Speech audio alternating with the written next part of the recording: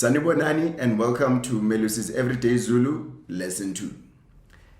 I really hope that you've been practicing from the previous lesson and impressing those around you.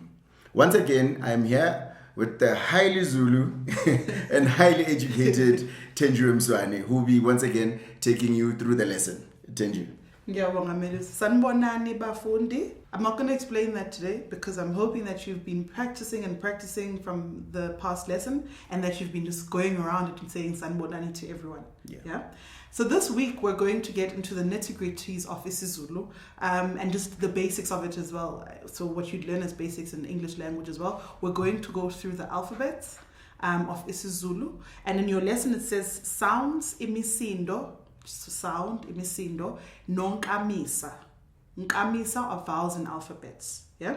And that's what we're going to be learning today in our lesson. So I'm going to ask you to go to page 6 of your lesson guide in your course outline, and there you're going to see the alphabets as you see them. Now there's just underneath your alphabets, you'll see that so for example, let me go through A, B to C. A has an AH, then has a dash and an X next to it. B has a BH and C has a CH. So the reason that A has an X underneath it is because that combination does not exist. The reason B and C have an H next to them is because that combination exists, and that combination helps you to differentiate sounds, and those sounds are pronounced differently. So for example, at the top of your reader I say H turns hard syllables into soft sounds. We're going to go into this now. We've done last week when I said bona. Yeah, bona. So bona would be what we call a hard syllable, bona, yeah? And then you would have ibola, yeah? And that's a softer sound, ibola, okay? And so that's what the H means. It means that, so those letters have an H that turn them into softer sounds. Okay, so we're gonna start with our alphabets. And I'm not gonna say the English for everyone after this. So A, iapula, B, ubaba, icici, D, idada, eshowe, ufudu, G, ugogo, iyashi. The sound is actually meant to be a sound. It is just with the English language, it has then caught on the h. But in isiZulu, and you'll find that with older traditional people, they'll go ihashi, ihashi, yeah? Ihashi, inja, ja, ujojo, ikati, ulimu, umama, unesi, i-orange, ipopo, iqanda, and that does not exist in the Zulu language. Yeah, so you'll find that when you get to R, the R letter does not exist in the Zulu language, and you'll find with older Zulu people, in fact, they continue to speak without the R. So things like rice in isiZulu are pronounced as lice. So it always becomes an L. Yes, it always becomes an L because the R does not exist. Yeah, and then istulo, tamatisi, Tenjiwe, isivovo, iwa, ixoxo, yeah, iyoyo, izim. Izim is in fact an isiZulu word. I just realized that now. That may sound like I'm saying Zim at the country, but no, izim is a Zulu word that means it was in folk tales. It was a person who used a cannibal. Izim is a cannibal in isiZulu. All right. Okay. So let's go back to our alphabet so that we can hear when it has an H and the sound that it makes. And then we're gonna go into the words, and Melis is gonna read through that for us. So A, iapula, that's it. B, ubaba, father. Ibola, and that has an H. Ibola. All right. So here I'm gonna ask you to do certain things as we pronounce it. So, and you must be careful of how it is that your mouth looks and sounds for you to be able to make the sound. So ubaba, ba, yeah, ba, ba, I, bo, bo. So it's not the same. It doesn't come from the back the same way. Melis is doing it. Please do it. Baba, bola. Do you see the difference? So ba, Baba, ba, bande. bola. Maybe even if we do ones with the same vowels, right? Yes. Baba, bande. Baba, bande. Can you see that? So, Baba, bande. okay, so the one Melusi says from the tip of his lips, baba, and the other one, bande, ba, ba. So like your lips have to kind of go in for the one with the H. So yes. Baba, bande. Yes. Baba, bande. Ngiyabonga Melusi. Thank you. So we're going to go through all of those as we go through the words. Don't let it stress you yet. And then earring, earring, and chaza. And chaza. Please give us another example of a CH word, Melusi. Kama. Chama, yes. Yes. So and chama. All right. So there, what you do with is so it's at the back. It's at the back of your tongue, and it's making the like the sound that. Except English people say like the clock ticks, but if you listen to the clock, it goes. So it's that sound, and then uchaza. So you say the same sound, but you push it out, yeah, because it has an H. So it's chaza, chaza. There's a breath. Chaza, yes. So you're breathing out as you say it, yeah? All right. So chaza, chama. All right. And then our next word, which has an H, our next letter, is ikati. And what's a KH word? Keke. Ikeke. And what's a cake? Cake. Cake is a cake. What's a cake? What's a cake? It's a cake. It's a cake. Yeah. So ikanda, ikeke. And please, so with the rest of these, just remember that the ones that have an H, it sounds like you're breathing out. So it's the same initial sound, but because you insert the H, it's k. Can you hear that? So ikati, ikeke, ukamba. Yeah? So that's the KH sound. And then in your worksheet, you'll also see that the N has the N is a special letter in that you can never have an NH follow each other without an L. And that's a complicated sound that we're going to do in lesson 4. Yeah? And that sound is a yeah? It's related actually to a sound that we did in lesson 1. Yes. That. Yes, very much. Yes. So it's the same HL that you found from Kahle, and then you just insert an N in front, and it's yeah. So where you are going, you keep the so you must pronounce the N, but we're going to do that in week 4 because there's a week in lesson 4 because then we go into more harder sounds and then we have the ukupopola and pola. Ukupopola and pola. And what's another word that has a PH, Melissa? Paka. Thank you. And there, so you remember when Melissa was telling you about the B, he said the one is a B, and the other one is a B. It's similar here. It's popola and paga. So you're breathing it out. So just remember that rule. And it's paga. And then we have iqanda and Kuma. And kuma. Thank you. Kuma. Again, remember you're sounding it as if you're breathing it out. Okay? Qanda, kuma. Qanda, kubeka. Yeah? And I hope you can hear that. But if you can't, pause and just keep listening to the difference in the sound. So how do they do the...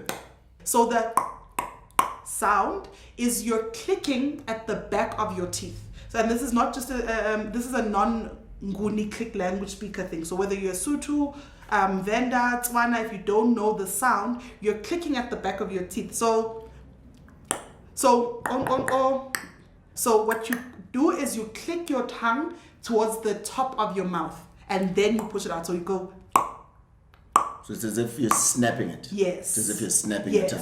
Yeah. Yes. So there's an English word that exists for the breaking of, so that when your tongue almost falls out. So it's a snapping of your tongue. Okay. And I'm hoping that in this lesson we're going to involve a mixture of ikom. Say that with me now.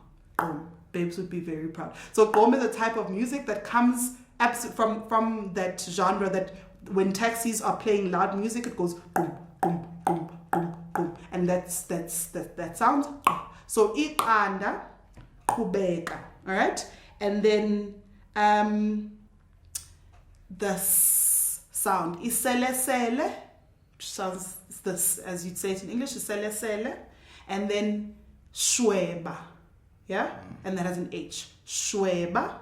What's another word that has an H, Melusi? Common word, shisa. Shisa, yes. Shisa. Yeah. So it's selesele, shisa. Can you hear the difference? Selesele, shisa, and again you're breathing it out. So the must come out because remember that the H sound in Zulu would have been a so it sounds like every time you see the H, it sounds like you're breathing it out. Shisa. And then we would have utamatisi, which is not an original Zulu word, but utamatisi, and what do we have? Tata. Tata. Okay? Tata. Do you hear that? So again, tata's and in fact one of the better words because or the T sound because you can see, in fact, like you spit when you say tata, yeah, and you're breathing out. Tamatisi, tata. All right. So our next sound is the click. And so, for example, imagine if you've ever heard a Zulu person like saying "go all the way to the dog," onga, yeah. And how you make that sound is you put. So I'm teaching you here as I teach English speakers, children who have never spoken isiZulu, and this is how I teach them, but you'll not have to do this every time you learn it. So you put your tongue at the top of your mouth, like this, and then you must loosen the bottom of your jaw. And just so loosen that, and then the sound that it makes when you go up. When you're older and you've learned the X's, it's just like, and then you don't have to constantly do that. So that's the sound. And then the kaula sound must come from the back of your jaw. Ha, ha, ha, kaula. You're breathing again because you can even hear the breath. Yes. Yes. Yeah. So that's the next hot sound, and that's the X sound. And then we're done with our words that have an X and an H. So Bafundi, what we're going to do now is we're going to use the book, and I hope you buy the book. I'm just going to send it one more time. Yeah, do that. I need the money. Yes. So the curriculum is created from this book, and as we help Melusi become less poor, you must buy the book so that we know so that you know where we're referencing in the book. All right. And also, as I said, it comes with an app called BookBeak that will help you scan the pages and get the pronunciations again. See, such a useful book. 21st century Zulu. All right, so we're going to go back into the sounds, and we're going to do the hard sounds and the soft sounds. So just remember the ones that have an H and the ones without an H. Okay, so what I'm going to do is I'm going to ask Umelusi to go through the words with us because they're based on his book. Yeah. All right, so the first word is biza. Biza. Biza. So biza is call. So if you call someone or you call something, you biza it. Biza. But biza is also expensive. So if something is expensive, iyabiza. So as it's written here, biza imoto, call the car. Biza imoto. Imoto iyabiza. The car is expensive. And in the book on page 174, the story is around what people call traditional weddings in South Africa versus white weddings. So in the book I say, don't call traditional weddings because they're weddings. In fact, white weddings are costume parties. A wedding is what people call traditional weddings, but to us, it's just a wedding. So, biza, call, expensive. All right. Ngiyabonga Melusi. And then what is the softer sound of that? It would be ibola. Ibola. Yeah. Please tell us about that. Ibola. So, in the book, the story is around rugby, right, which is a very popular sport in South Africa. So it's in isiZulu, it's called ibola lombhoxo, an oval ball, okay? But umbhoxo is not even an isiZulu word, right? No, it's it's not. a Xhosa word. Yeah. So I make a joke saying the way we don't care about rugby, we didn't even bother use our own language. We went and fetched Xhosa because we thought, you know what, this is for Xhosa people. But ibola lombhoxo. But it is not true. Zulu people do also play rugby, and the Natal Sharks are a very good rugby team. So I lie in the book when Do we I have say, Zulu people in the provincial, in the national team? Have we ever? listen, Zulu He people was play lying. rugby. Zulu people play rugby.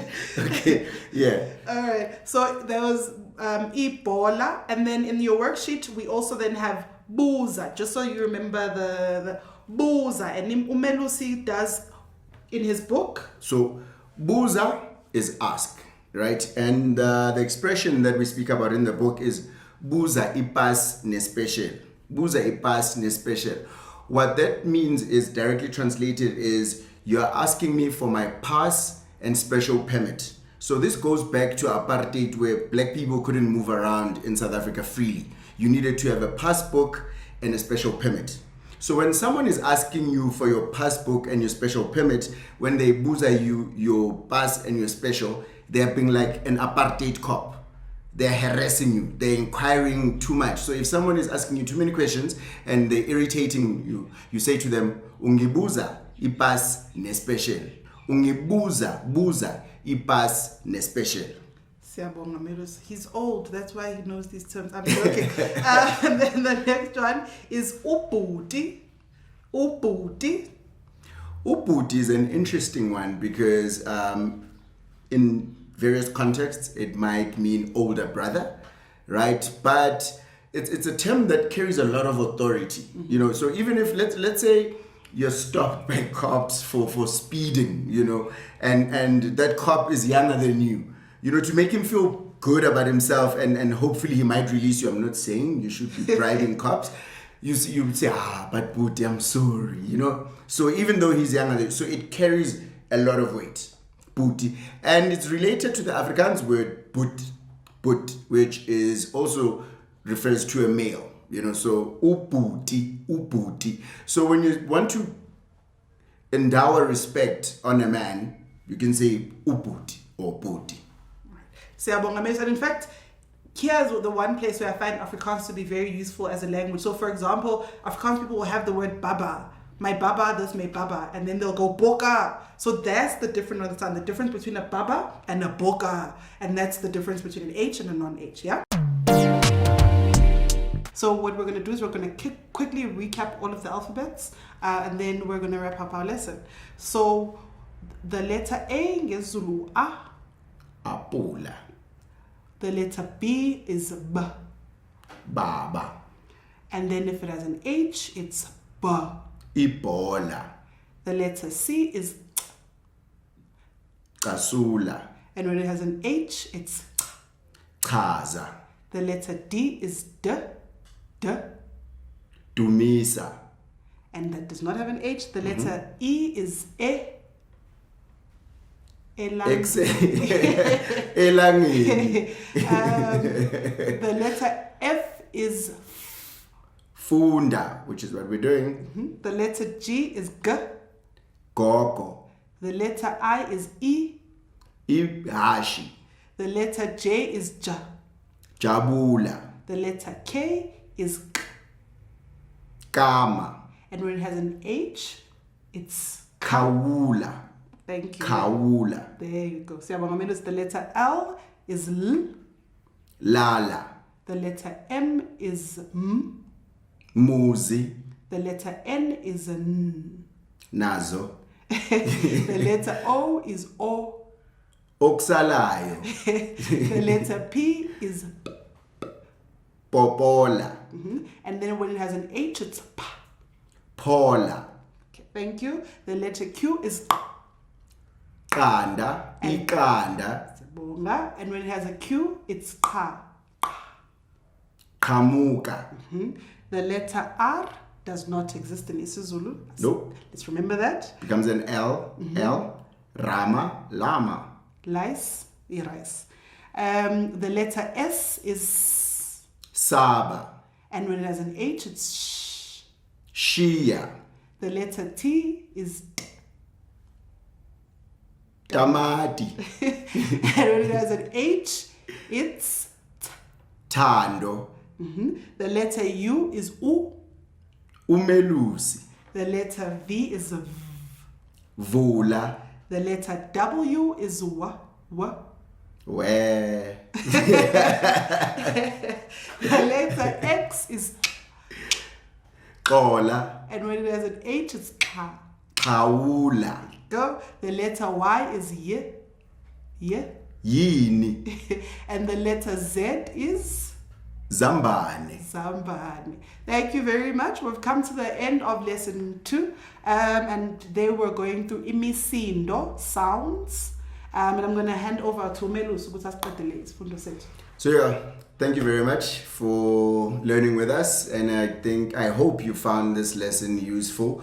So spend your time practicing because these sounds are very important. And as we've told you, the H changes the sound, and in some instances, it becomes very confusing for the person listening to you if you do not get that difference right. So practice, practice, practice. And don't forget to listen to the radio stations that are on the link, watching the TV shows, and most importantly, trying to engage with people who speak isiZulu. And also remember, on the site, on the portal, we've got the chat functionality where you can also talk to us. You can practice, record yourself on your phone or whatever recording device and upload your audio clips onto the chat so that we can give you feedback on whether you're getting it right or not.